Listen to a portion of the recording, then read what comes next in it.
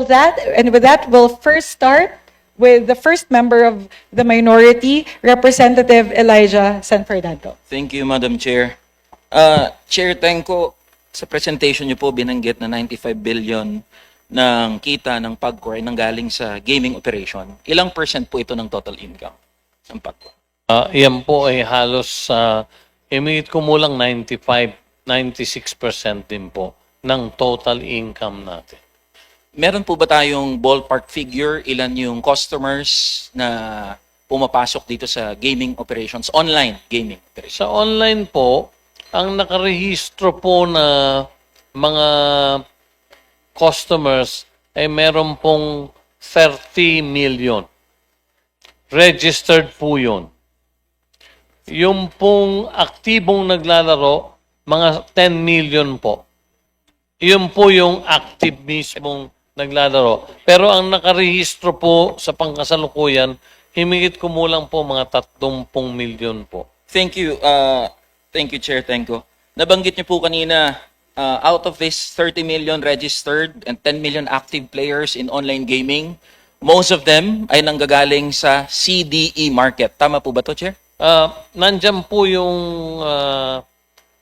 malaking porsyento po, Congressman. Thank you. Your Honor. So kapag pinag-usapan po natin tong market ng online gaming operation natin, pinatutungkulan po natin dito mga manggagawa, partikular, mga minimum wage earner, and low-income earners po. Tama po ba? Tama po, Your Honor. Thank you. Noong July 2025 po, may pinirmahan na Memorandum of Understanding ang PAGCOR at ang Ad Standard Council. Sabi po dito, ang gambling ay pasok na doon sa must-screen category. Pwede niyo po bang ipaliwanag sa amin ano yung sakop ng must-screen category ng gambling? Ano yung mga sakop po nito? Your Honor, noong pong 2025, ang PAGCOR po, isa sa mga programa niya sa responsible gaming, ang pakikipag-ugnayan po sa Ad Standards Council.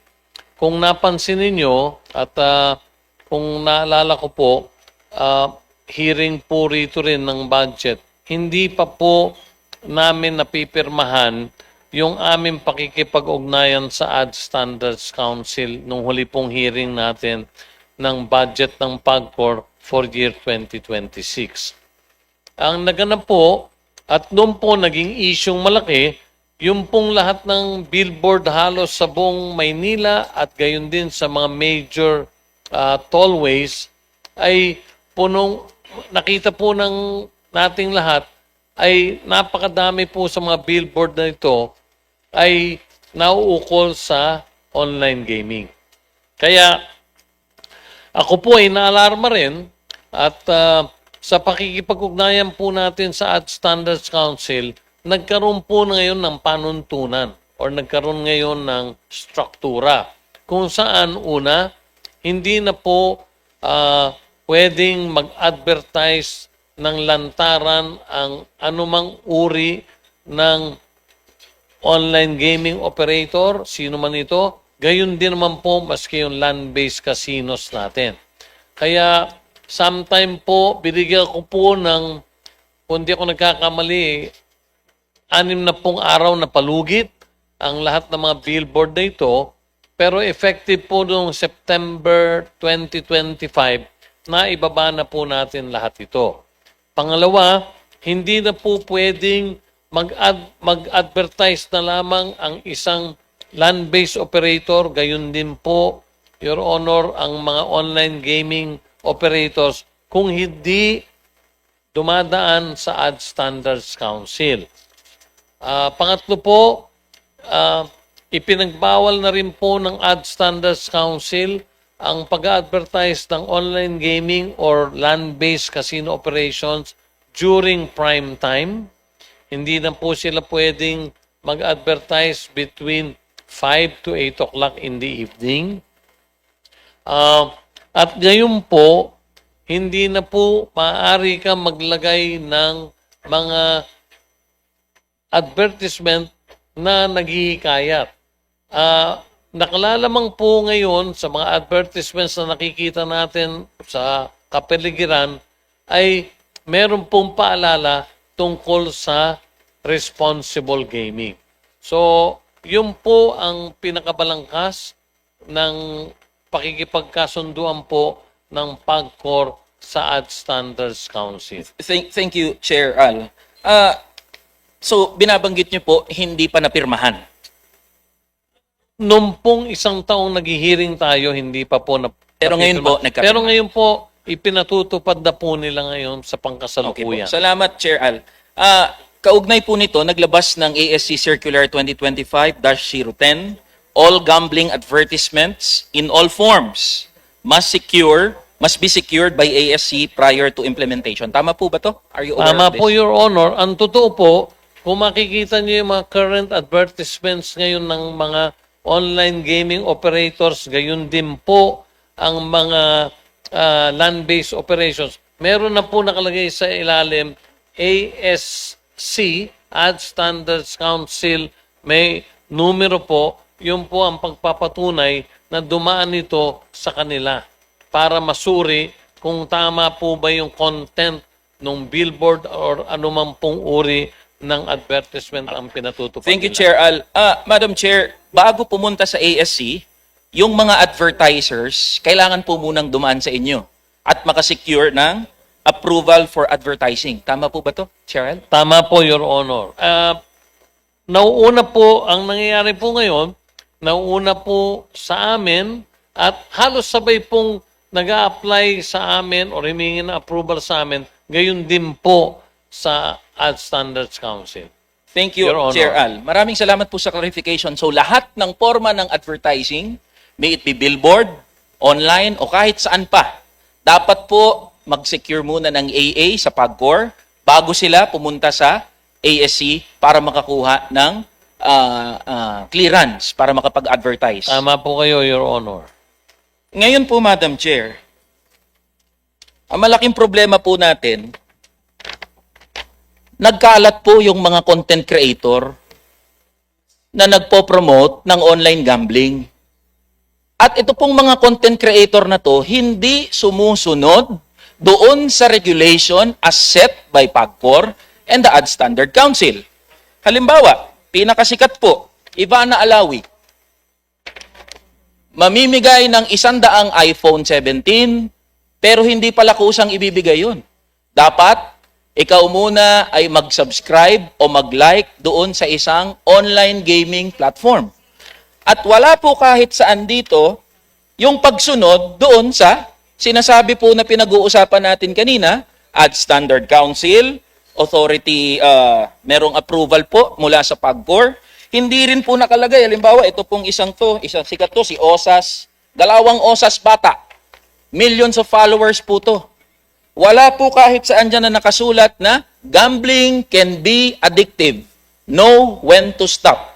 My question po, Madam Chair, is paano po ini-implement o ini-exercise ng PAGCOR ang kanyang regulatory power over these content creators and influencers? Madam Chairperson, I will, with your permission, I would like to answer.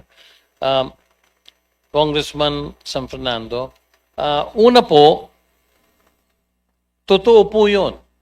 Meron pong sumusunod, meron pong hindi sumusunod. Ang akin pong gustong talakayin sa umagang ito ay yung pinunan ninyo na lumabas na ang isang online endorser tulad ni Ivana. Okay. Sa harap ninyo at sasagutin ko pong hindi po sila himingi ng permiso. Ano po ang ginawa ng PAGCOR? We fined the online gaming company 1 million pesos and together with that, gave them a stern warning na hindi na dapat maulit ito.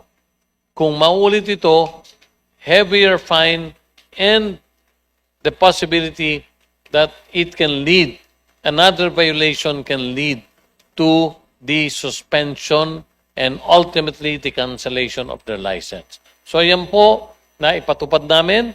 Nagbayad po sila ng 1 milyong piso at minanduhan din po namin sila, Your Honor, na ihinto na yung nasabing promotion na yon. Pangalawa, meron po kayong pinakita rin na Posas Rosas. Your Honor, marami po dyan ay hindi mga licensee ng PAGCOR. Hanggang sa mga oras na ito, mahigit halos tumatabla lang po 50% ng nag-ooperate ay may lisensya ng PAGCOR, 50% po naman ay illegal. Kaya ang akin po, kung wala pong tinutukoy dyan, hindi po kamukha nung kay Ivana kanina, Your Honor, na inyong tinukoy, nag-identify siya ng online gaming operator. Legal po yun. Meron po kaming karapatang mag-issue ng isang warning at magpabayad ng fine. Pero gusto ko pong liwanagin sa miyembro ng committee ito, gayon din naman sa ating butihing chairperson, na 50% of the current operators of online gaming are illegal. Meaning, we do not have any jurisdiction over them. Nung ako po ay nag-assume ng chairmanship ng PAGCOR, ay halos nasa 8 to 10% pa lang po ang legal noon. Pero with our reforms, with the structure that we have set up, medyo nakaangat na po at sa ngayon, ang amin pong paniwala ay nasa halos tabla na po 50-50. Pero hindi pa po, Congressman San Fernando, mahinto yung illegal online gaming operators. At ang masama po rito, wala po sa Pilipinas sila. Sila po ay nasa abroad na gumagamit ng mga influencers na mga kababayan natin. Thank you, Chair Al, dun sa paglilinaw na yun. Ngayon, malinaw na po na illegal itong karamihan ng mga online sugal. Ano po yung mga pamamaraan para mapanagot natin itong mga content creator na walang habas na makapag-promote ng online sugal? Kasi, Madam Chair, pinag-uusapan natin itong mga content creator na to, by the millions ang kanilang follower. At ina-identify nila, Chair Al, ito pong mga online gaming site. Say for example, 1365, tapos Peria Play. So ito, paano po kaya natin mapapanagot itong mga content Tulad creator? po yung binanggit nyo na yun, hindi po license ng PAGCOR. Okay. Well, Your Honor, Madam Chairperson, with your permission, I would like to answer it. Congressman San Fernando, Your Honor, gusto ko pong ipagbigay alam sa inyo, sa pakikipag-ugnayan po ng PAGCOR sa DICT, sa NTC at sa CICC, marami na po kaming, sa pamamagitan nila ng mga ahensyang nabanggit ko, idinimanda sa korte. Sapagkat maliwanag po na pinatawag po at kinausap po ng CICC ang mga endorsers na yon at winarningan sila na hindi na po sila pwede mag-endorse ng mga illegal or non-PAGCOR licenses.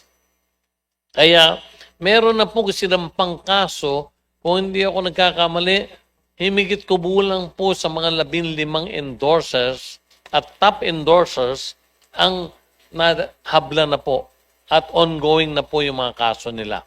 And in fairness, meron pong magagaling at maraming follower na mga content creators or endorsers ang voluntaryo na pong umatras at hindi na po sila nag-i-endorso ng mga illegal na site. Marami po sa kanila, Your Honor, lumipat na po sa mga legal operators. So, kami po naman, walang police power, wala po kami magawa kung hindi magrekomenda lamang sa DICT, sa NTC, gayon din naman sa CICC ng mga inaakala naming dapat ay maparusahan. Salamat po, Chair Al, dun sa sinabi nyo. kailangan po na mapanagot dahil equally liable itong mga content creator at influencer na to sa pagkalulong sa sugal ng mga manggagawa at ordinaryong Pilipino. Before I wind up, Madam Chair, gusto ko lang po maitanong, sa corporate operating budget nyo, ilang porsyento po dito ang nakalaan para sa doon sa mga social harm na tinatawag? Opo. Ngayon po, sa taong 2026, naging aktibo po ang PAGCOR dito sa mga responsible gaming projects po. Ang nakalaan po namin na budget at hindi po kinukuha sa amin mismo kung hindi sa tulong ng iba't ibang foundations ng mga casinos and licenses namin. Meron pong budget na ginagamit gusto ko pong ibalita at nung isang taon ay hindi pa rin to nagaganap. Kailan lang may 24/7 hotline na po ang PAGCOR kung saan yan po makikita nyo na sa maraming billboards all over the country. 24/7 hotline kung saan ang mga nalululong po sa sugal ay meron na pong pwedeng tawagan at makonsulta. May partner po ang PAGCOR dyan, ang Seagulls Flock Foundation. Sila po ay may karanasan sa mga rehabilitation ng mga nalululong sa sugal. At sa kasalukuyan, aktibo po ito. Meron pong 6 sa bawat 12-hour shift na mga customer agents na sumasagot dito sa hotline na to.